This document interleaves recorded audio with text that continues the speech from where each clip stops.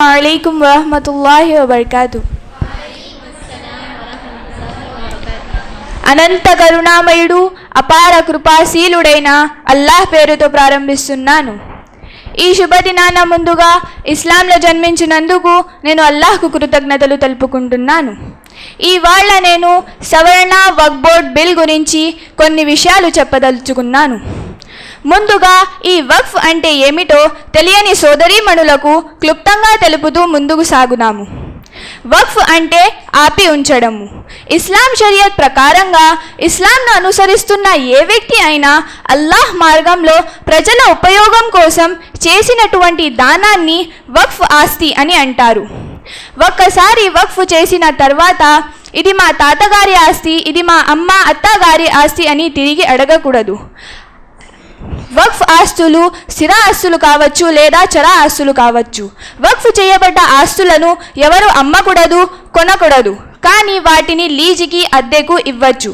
వాటి ద్వారా వచ్చినటువంటి లాభాలను ముస్లిం సమాజ విద్య, ఉపాధి, వైద్యంపై, ముస్లిం బాటసారులపై, ముస్లిం సంక్షేమ పనులపై మనం ఖర్చు పెట్టాలి. ఈ వక్ఫ్ అనే పద్ధతి ఎప్పటి నుండి ప్రారంభమైందో తెలుసుకుందాము.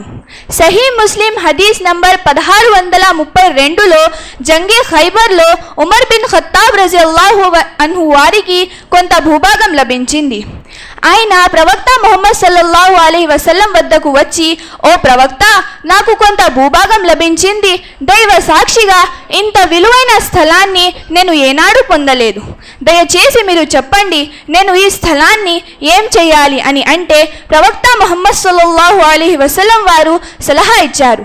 ఈ ఆస్తిని మీరు అల్లాహ్ మార్గంలో వక్ఫ్ చేయండి అని చెప్పగా ఉమర్ రజియల్లాహు తఆలా అన్హు ఒక్క క్షణం కూడా ఆలోచించకుండా ఎంతో విలువైన ఆ స్థలాన్ని అల్లాహ్ మార్గంలో వక్ఫ్ చేయడం జరిగింది. అయితే అప్పటి నుండి ఈ వక్ఫ్ ఆస్తులు కేవలం అల్లాహ్ మార్గంలోనే ఇవ్వబడ్డాయి, ఎవరి వారసత్వం కాదని నిర్ధారించబడింది. ఈ వక్ఫ్ ఆస్తులు కేవలం మన భారతదేశంలోనే కాకుండా ప్రపంచంలోనే చాలా చోట్ల ఉన్నాయి. ఉదాహరణగా ఈజిప్ట్ ఖైరోలో అల్ అజర్ యూనివర్సిటీ ఉంది. ఆ యూనివర్సిటీలో మన భారతదేశానికి మొట్టమొదటి విద్యాశాఖ మంత్రిగా పనిచేసిన మౌలానా అబుల్ కలాం ఆజాద్ విద్యని అభ్యసించడం జరిగింది.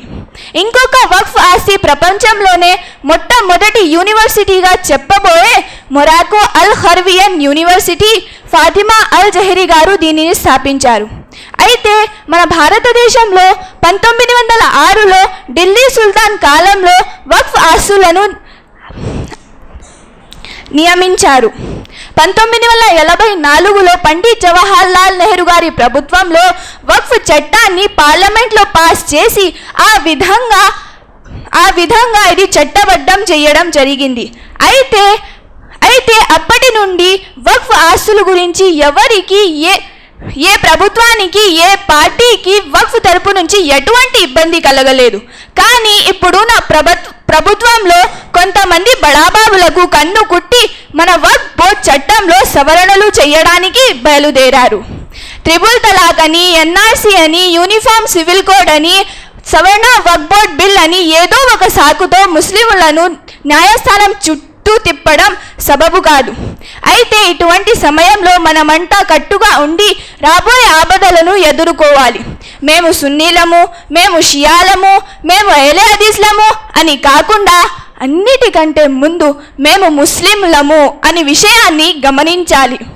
ఒక కట్టెను సులువుగా విరవగలుగుతారు, అదే కట్టెల మోపును విరవలేరు కదా. మనమంతా ఐకమత్యంతో కలిసి పోరాడి మన హక్కులను జయించాలి. ముస్లిములను ఏ రకంగానైనా ఇబ్బంది పెట్టాలనే వీరి ఆకాంక్షలను ఎన్నటికీ ఫలించవు. శ్రోతలారా, అసత్యం ఎంత బలమైనా నశిస్తుంది, కానీ సత్యం ఎంత బలహీనమైనా గెలుస్తుంది. ముస్లిముల దృఢ సంకల్పాన్ని ఛేదించదు ఏ బాణము ఏ విల్లు. ముస్లిముల దృఢ సంకల్పాన్ని ఛేదించదు ఏ బాణము ఏ విల్లు. మాపై వేసిన మీ ఆరోపణలు నిల్లు. మాకు అవసరం లేదు సవర్ణ వక్ఫ్ బోర్డ్ బిల్లు. అస్సలాము అలైకుం వరహ్మతుల్లాహి వబర్కాతు.